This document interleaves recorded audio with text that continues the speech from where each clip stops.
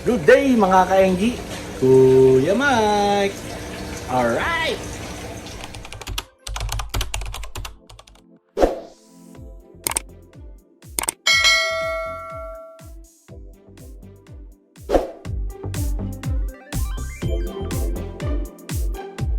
So, kadarating lang natin mga ka-NG, no? Galing tayo sa palengke. Bumili tayo ng batsa, no? Tapos testing natin tong pang breeding cage, no, para yung ating production ng ating mga guppies, no, yung pagpaparami natin, no, ay tuloy-tuloy po at mas marami sana ang mas mabuhay natin, no. Alright, so, no, pero nakita nyo naman, no, doon sa ating thumbnail, no, kung para saan yung batsa, no, kasi gagamitin natin yan dito, no, sa ating golden beta. Ayun, no. At isa-start na natin sila i-breed. Shoutout nga pala, no, Patrick Yao, no, sa kanya galing yung ating beta na yan, no. So tatry natin mag-breed ng beta. At by the way, no, kumuha nga pala tayo ng ng talisay leaves, no.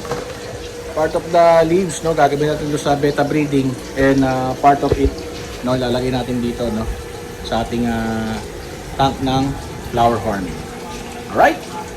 Yun, no? So, naisip ko dito ko sa ilalagay muna for the meantime para madali ko siya nakikita at na-obserbahan, no? Plano ko sana kanina dito, no?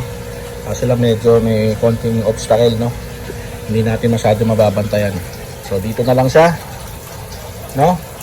At gagamit tayo ng stock water. Lalagyan din natin siya ng aquatic plants. Alright? So meron tayong mga stock water dyan, no? Konti lang yan, pero meron din tayo doon, pero ito na lang gagamitin natin para ma-refillan natin ng bago. Yan.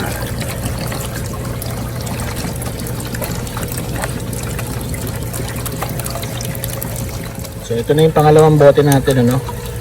So total of mga 4 liters yung ginamit natin, no? So hindi naman kailangan punong-puno, no, yung ating planggana. Yan, okay na yan, no? Basta makakalangoy yung ating mga isda. Alright.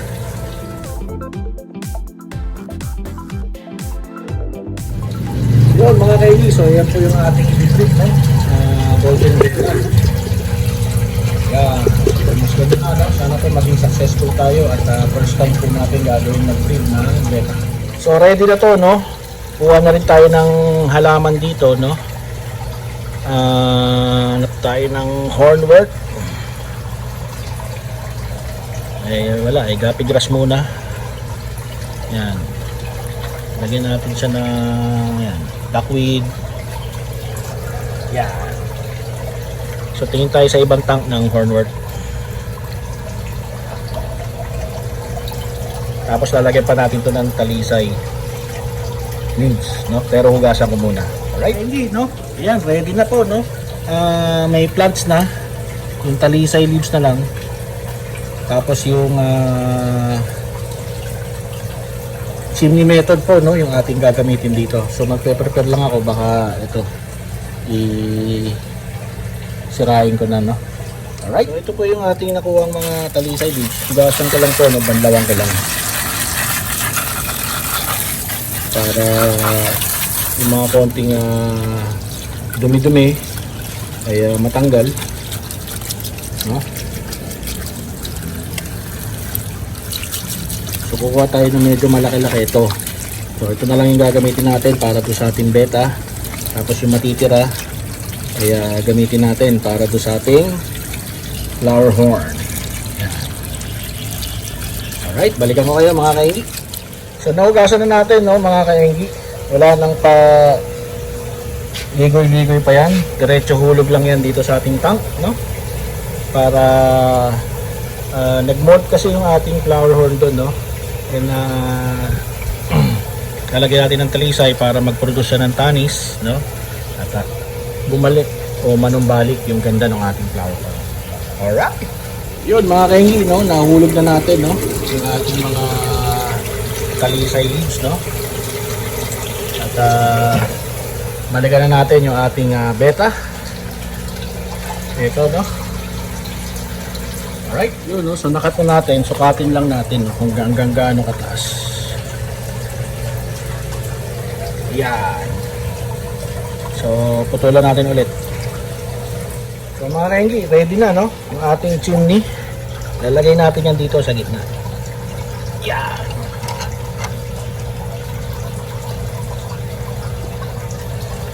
So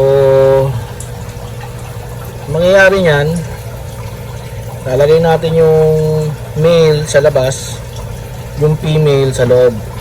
Pero una nating ilalagay yung male. Tapos after ilang hours bago natin ilalagay yung female. Alright? So steady mo natin yung tubig dyan ano, para yung tanis ng ating talisay leaves ay kumalat dun sa ating tubig no. Pero lalagyan din natin yan ng probiotic. Alright, lagyan na natin mga kainggi ng probiotic no. At maya maya ilipat na natin dito yung ating meal. Alright.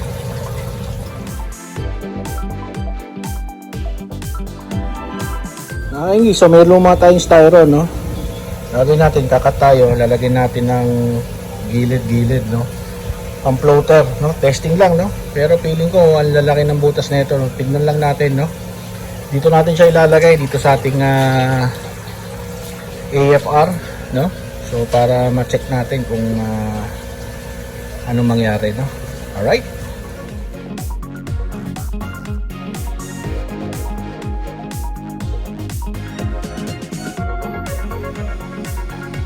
Mga kainggi no. So ready na yung ating breeding. So iniisip ko nung una is nandun sa black box yung ating breeder no. Tapos dito yung refuge ng ating mga fry. Eh since malaki-laki naman to, dito natin ngayon ilalagay yung ating breeder. Tapos lalabas na lang dyan yung mga fry. Alright. So eto na siya no. Ito yung ating cage ng ating AFR. So pag nilagay natin yan dyan no. Ayan no. Tama-tama. So hulihin muna natin yung ating mga breeder ng AFR. So nahuli na natin mga kainggi no, ilipat na lang natin sila dito ulit. Yan.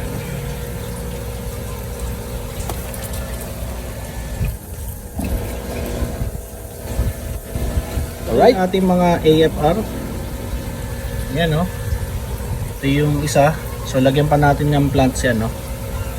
No, so back to regular programming mga kainggi no. So siningit lang natin no para yung mga nakakapanood ay magkaroon din sila ng idea no on guppy breeding, beta breeding no. So actually meron naman tayong mga cage dyan for guppy no. Pero yan refuge naman ng mga fry yan. So ito yung ginawa natin na isa. So ibang style naman yan. Malaki-laki yung basket no, at doon natin nilagay yung ating mga breeder. Tapos yung mga fry bababa siya no.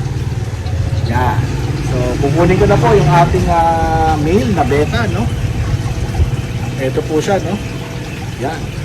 Teka, para makita nyo maganda. Yan mga kainggi no. Ito po yung ating male na beta. So yun, para mas makita nyo yung kanyang kagandahan. Yan no. So, i-acclimate lang natin yan dito.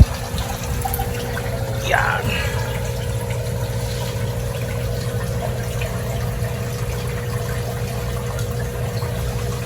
So, lagay muna natin siya dyan ng ilang minutes. Tapos, i-release na natin. Alright. Sa inyo yung female, no? Yung kanyang mapapangasawa. You're the man. Yan mga kainggi no. So pwede natin i-release yung ating male na beta para ma-familiarize na siya sa kanyang bagong lugar no. Alright. So uli na natin siya para ma-release na natin. Ayun lang, hindi kasya no? So balikan ko kayo mga kainggi. Mga kainggi, na-release na natin siya no. At ayun no. So So, ina-explore niya na yung kanyang bagong lugar, no? Yan. So, dyan muna siya.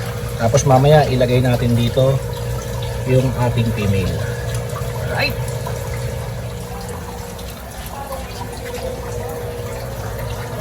Ilagay natin dito, mga kainggit, no? Alright.